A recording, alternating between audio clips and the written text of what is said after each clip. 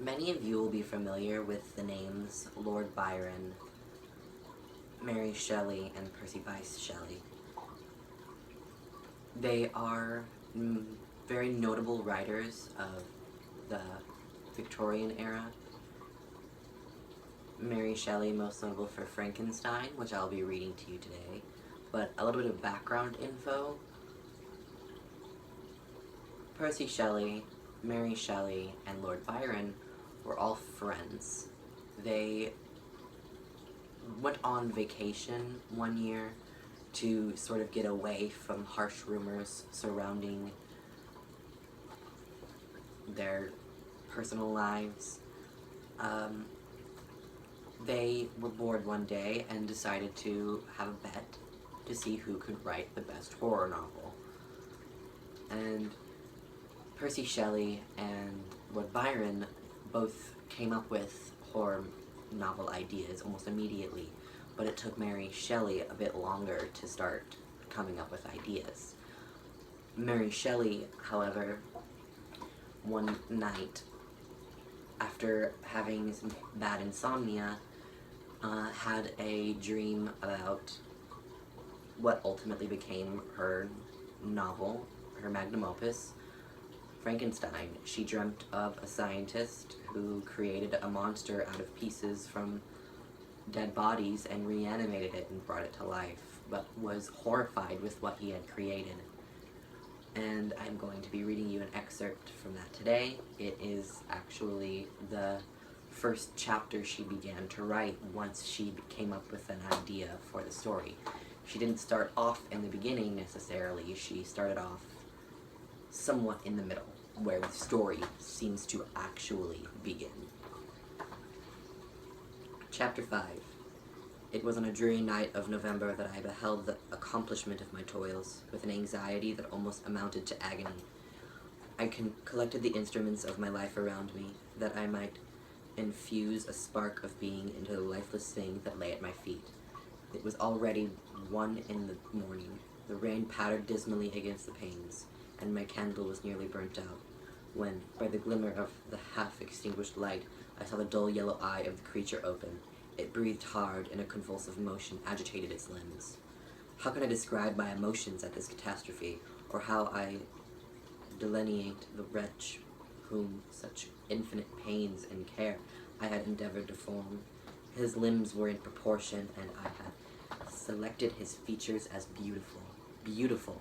Great God, his yellow skin scarcely covered the work of muscles and arteries beneath.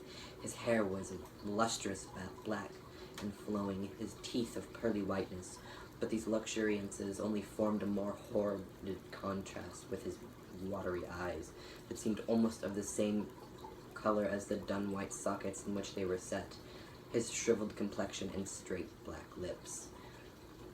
The different accidents of life are not so changeable as the feelings of human nature. I had worked hard for nearly 2 years for the sole purpose of infusing life into an inanimate body. For this I had deprived myself of rest and health. I had desired it with an ardor that far exceeded moderation, but now that I had finished, the beauty of the dream vanished, and breathless horror and disgust filled my heart. Unable to endure the aspect of the being I had created, I rushed out of the room and continued a long time traversing my bedchamber, unable to compose my mind to sleep. At length lassitude succeeded to the tumult I had before endeavored. I threw myself on the bed in my clothes, endeavoring to seek a few moments of forgetfulness, but it was in vain. I slept indeed, but I was disturbed by the wildest dreams. I thought I saw my dear Elizabeth in the bloom of health, walking in the streets of Ingolstadt. Delighted and surprised, I embraced her, but as I imprinted the first kiss on her lips, they became livid with the hue of death.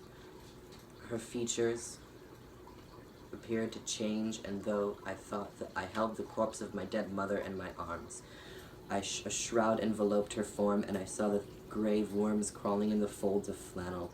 I started from my sleep with horror, a cold dew covering my forehead. My teeth chattered, and every limb became convulsed, when, by the dim and yellow light of the moon, as it forced its way through the window shutters, I beheld the wretch, the miserable monster whom I had created.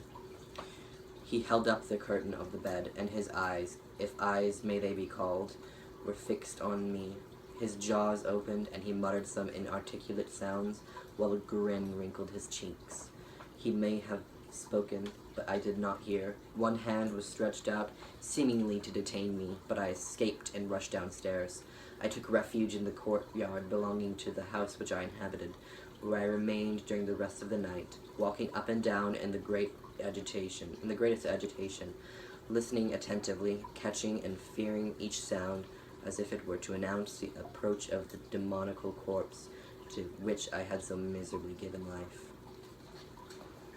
Thank you for listening. This is one of my favorite books. Mary Shelley is considered to be the mother of modern horror and sci-fi. And I think it's very amazing that one of the most renowned artists for creating sci-fi is a woman in a genre that seems to be so dominated by men these days. Thank you for listening. Bye.